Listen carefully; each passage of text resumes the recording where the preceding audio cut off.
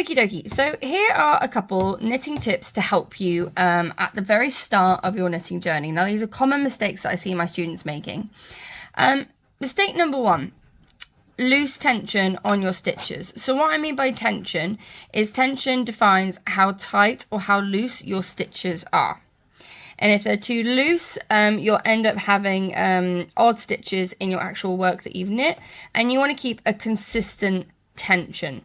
So what I see a lot of my students do is when they go to do a new stitch for the first time they've just started, what they do is they just drop the needle entirely. They grab the yarn, they wrap it round, they drop the yarn, and then they pull the yarn through. Now, the problem with that is I've now got a very, very loose stitch compared to my others. And I know you're thinking, yeah, but you could just pull it. That's extra steps, people. Work smart, not necessarily hard.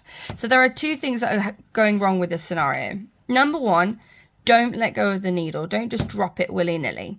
Now, it is virtually impossible to hold the needle with your right hand whilst you're knitting to throw the yarn around the needle. That's really quite hard. So what you want to do instead is use your left hand. So when you feed the needle through that stitch, I use my thumb and my index finger of my left hand to pinch and hold that needle securely, whilst I then grab the yarn, wrap it round from back to front, and then knit my stitch. The other mistake I see people doing is they then drop the yarn. So if you drop the yarn and bring that through, as you pull it, it does get bigger. The stitch will get bigger. So again, it's loosening your tension. So what you want to do is, as well as holding your needle in place using your left hand, you don't want to let go of your yarn. So what I would get in the habit of doing is feeding your yarn in between your ring finger and your middle finger on your right hand if you're right-handed. So keep it held there in position, wrap it around, and then leave it there. Leave it there. Don't take it out. Don't let it go.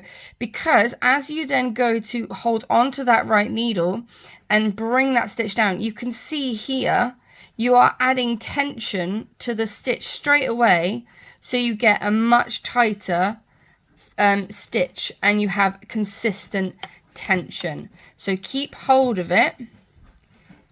It makes life so much easier and a little bit quicker because you don't have to keep dropping your yarn or your needle.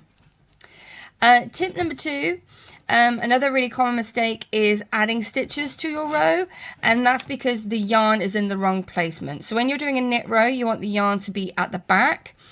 When you're doing a purl row, you want the yarn to be at the front. One of the most common things I see happening with my students is if they have to stop knitting for whatever reason, go out to the door, make a cup of tea, whatever, they'll put their work down, and then when they pick it back up, somehow the yarn will end up at the front of the needle. Don't ask me how it happens, it just happens, it's just magic. And then when they go to knit their next stitch, that yarn is now wrapping around, that yarn is now wrapping around that right needle twice. Look, so I've got a wrap here, and then it's wrapped around where I actually want to make my stitch, which is at the top of the needle here.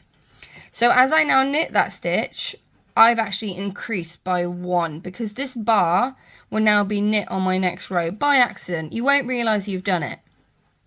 Now you're probably thinking, yeah, but when you get to that row, you can just boot it off. Yeah, I can do that, but the problem is I will then have a very loose stitch here because this yarn's got to go somewhere. And I'll end up going to either this stitch or this stitch, making them too loose or too big. So what you want to do to avoid that from happening, make sure your yarn is in the right placement. Make sure it is, in fact, at the back if you're knitting and at the front if you're purling. But there you go. There are a couple techniques or couple tips to help you at the very, very beginning of your knitting journey to help you reduce any mistakes.